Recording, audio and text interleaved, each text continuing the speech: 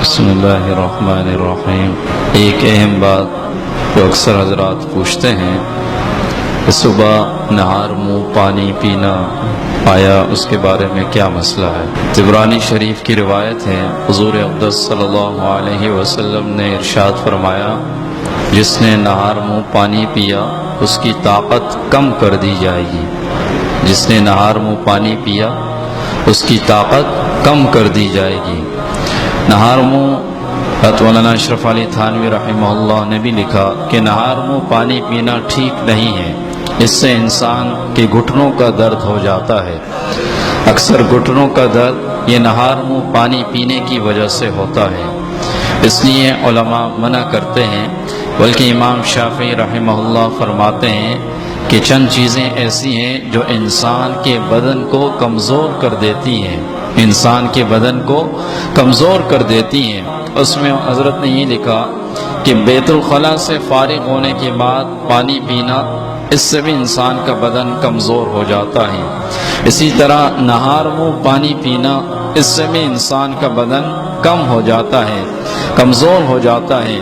اور اسی طرح بہت زیادہ سوچ و بچار رکھنے والا، غم رکھنے والا آدمی، فکر رکھنے والا آدمی، تو فرمایا کہ اس انسان کا بدن بھی اس سے کم ہو جاتا ہے۔ بدقسمتی سے آج سے 35 سال پہلے تک یہ نہیں تھا، لیکن آج سے 35 سال پہلے یہ ایک بات پھیل چکی ہے کہ نہار منہ پانی پیا کرو، اور اس سے بدن کے اندر تقویت آتی ہے، اور نہار منہ پانی پینا اچھا ہے۔ بلکہ بعض لوگ اسے سنت سمجھتے ہیں، بعض لوگ اسے سنت سمجھتے ہیں۔ ایک حکیم ہے، میں ان کا نام نہیں لینا چاہتا، ان کا انتقال ہوا، انہوں نے بڑی اچھی بات کہا کہ نہار منہ پانی پینے کی بات بھی انگریزوں کی طرف سے آئی ہے، اور در حقیقت یہ ہمارے فوجیوں کے لیے ہے، ہمارے لیے نہیں، کہ وہ نہار منہ پانی پئیں گے تو ان کے بدن کمزور ہوتے جائیں گے، ان کے بدن کمزور ہوتے جائیں گے۔ کئی در حقیقت ان کے لیے یہ بات آئی تھی، اور آج بھی باہر ممالک کے اندر کوئی انسان گھٹنوں کے مرض کا شکار ہوتا ہے تو ڈاکٹر سب سے پہلے اسے یہ کہتا ہے کہ نہار منہ پانی مت پیا کرو، نہار منہ پانی مت پیا کرو۔ اس لیے اگر نہار منہ پانی پینا بھی ہو تو حضرت مولانا اشرف علی تھانوی رحمہ اللہ نے اس کا ایک حل یہ بھی لکھا ہے کہ آپ اپنی ناک پکڑ لیں اور سانس ناک کے ذریعے نہ لیں، اور گھونٹ گھونٹ پی کر پانی پی لیں۔ ایک گھونٹ لے لیں، پھر اس کے بعد پانی پیئیں، سانس ناک کے ذریعے نہ لیں۔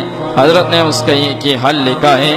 اور اس کے علاوہ نہار منہ پانی پینا ایسا نہیں ہے کہ ناجائز ہے، لیکن بدن کی کمزوری کا خدشہ ہے، بدن کی کمزوری کا خدشہ ہے۔ پانی کے آداب میں سے ایک یہ ادب بھی ہے کہ پانی جب پیے تو پانی 3 گھونٹ کے ساتھ پیے۔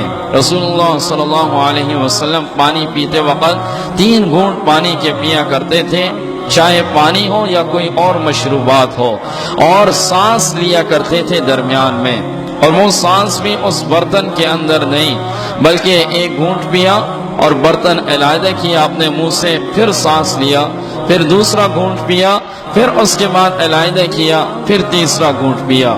اسی طرح رسول اللہ صلی اللہ علیہ وسلم نے بڑے مشکیزے میں یا بڑی بوتل کے ذریعے، آج کل لوگ بوتلیں ڈائریکٹ منہ میں لگا لیتے ہیں، تو اس سے بھی رسول اللہ صلی اللہ علیہ وسلم نے منع فرمایا ہے۔